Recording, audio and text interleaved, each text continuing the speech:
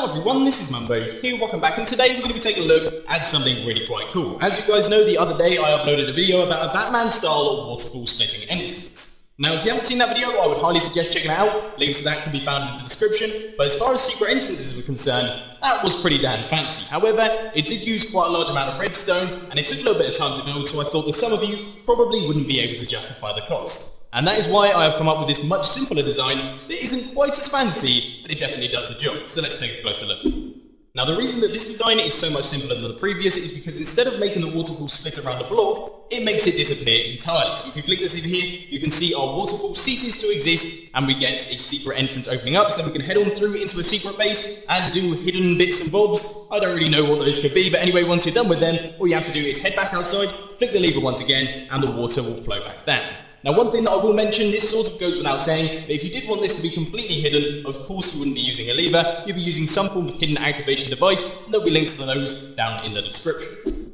Staying on topic with input devices, if you don't want to use a lever or any form of hidden activation device, then alternatively, you can use a button.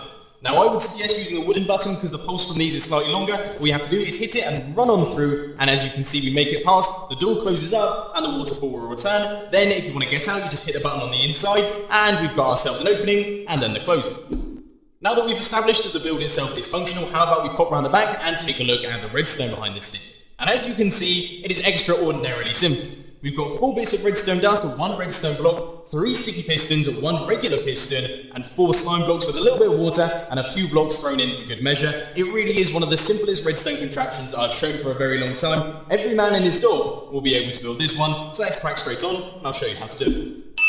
So you want to get things started with a 2x3 area. That is how much space all of your circuitry is going to take up, but you will need a 3x3 area to make space for all of the water holding and things. Anyway, if you head down to the bottom, chuck down a sticky piston facing upwards with a block on top. That level there is going to be your floor level. You then want to head over here, place a block here with redstone dust on top, and a regular piston facing across like this with a block next to that block right there. That is going to power that piston, which will extend and making part of our doorway. Now this is actually going to make up the archway, so you just want to fill it in all of these blocks, placing them up like this, and then blocks going across like this as well, and put in the roof for good measure, and that will create a little passageway into your hidden base.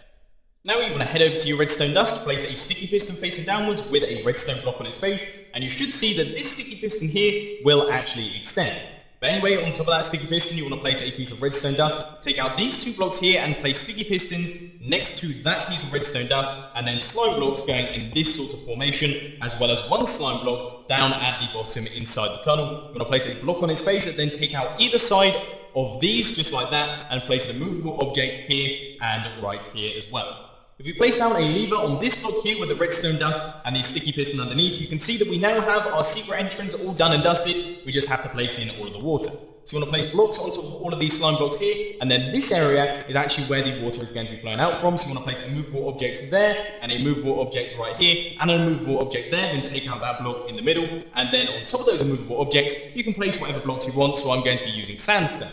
Then all you have to do is fill in the entire area for your build, leave this space open, just place blocks in like this, right the way across like that, leaving a gap for your water to flow out of. But before we do all of that, you need to create your little water trough. So you want to head down here, place blocks in like this, going right the way around, a block right there, and then blocks down at the bottom to make way for any water flowing through. And finally, go up to the hole and chuck in your water bucket. You want to place it up at the top like this so it flows down and then flows out like that. And that is the whole system done, so let's give it a test. We have got the waterfall disappearing and our secret entrance opening, and then when we flick it again, we get the closing and the waterfall reappearing.